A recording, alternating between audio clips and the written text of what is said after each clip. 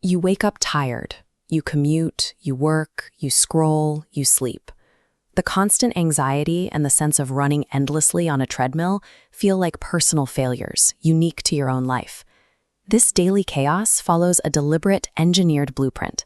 The exhaustion of the modern individual is a planned outcome. The architects of our modern institutions were remarkably transparent about their goals. In the early 20th century, John D. Rockefeller stated his vision plainly. "I don't want a nation of thinkers. I want a nation of workers." Rockefeller and his peers expanded the industrial model beyond the factory floor.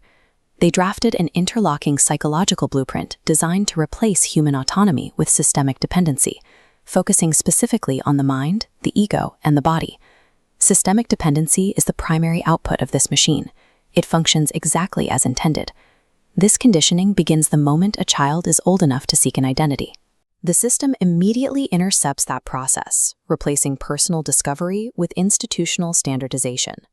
Mandatory schooling replaces natural curiosity with pre-packaged, pre-approved answers. By seating children in uniform rows and punishing those who think differently, the system equates survival with obedience. A person conditioned to never wonder is a person who will never question a directive. By adulthood, the vacuum left by that erased curiosity is filled with media. These platforms broadcast a continuous loop of tragedy, crime, and disaster, ensuring that even in the privacy of our homes, we are locked on to the same feed of negativity. Constant exposure to these threats breeds a state of permanent suspicion toward our neighbors. This pervasive fear creates a social isolation that makes collective action impossible. It is difficult to unite against a system when you are terrified of the people standing right next to you. Characterizing human existence as a random, meaningless accident erases any inherent sense of purpose. This leaves a psychological void that the marketplace is perfectly positioned to fill, providing a new, profitable identity through endless consumption. A mind that lacks internal purpose and views its peers as threats becomes exceptionally easy to redirect toward external economic goals. Once the mind is standardized, the system turns its attention to manipulating your self-worth and your basic survival metrics. Digital platforms repurpose the human need for connection into a competition for validation. They enforce impossible beauty standards and rank individuals by numerical metrics, training us to seek worth in the approval of strangers rather than within ourselves. Economically, the trap is set by defining success through money while engineering its scarcity. Most are kept in a precise cycle, earning just enough to survive, but never enough to build the independence required to leave the system. This model extracts 5 days of every week for standardized labor. After taxes and bills, the system returns 2 days of freedom. We spend those 2 days recovering from the other 5. Financial insecurity and a constant thirst for validation keep the population too busy surviving to ever challenge the status quo. Eventually, the mental strain and economic pressure become unbearable. The individual inevitably seeks an escape from the machine. Social settings normalize numbing agents to prevent true self-reflection. We celebrate disconnection, using alcohol and entertainment to ensure that even in our free time, we are too distracted to hear ourselves think or form genuine human bonds.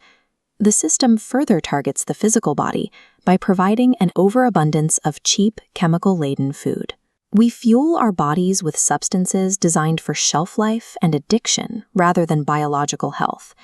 When the body breaks down from this toxicity, the system focuses on masking symptoms rather than addressing causes. It prescribes daily, expensive medications that maintain a baseline of function while keeping the consumer dependent on the healthcare industry. This creates a closed loop. You consume to survive, medicate to function, and work endlessly to pay for both.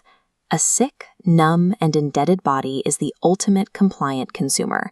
The cycle of institutional dependency is complete. These 3 pillars, the standardized mind, artificial scarcity, and the poisoned body, form a single self-sustaining machine. Each piece reinforces the others. Even when individuals attempt to connect across this gap, the system employs a final failsafe. It widens fault lines across race, class, and politics, manufacturing internal enemies to keep us divided. If we are busy fighting each other, we are not looking at the machine itself. Institutional power thrives on a population that is perpetually distracted, divided, exhausted, and in debt. True autonomy, independent thought, physical health, and a purpose defined by the self represents a total break from this model. These are not just lifestyle choices, they are acts of direct rebellion. This pattern is reality. It is visible in the schools, the supermarkets, and the news cycles, which leads to the most dangerous question of all. What would happen if you woke up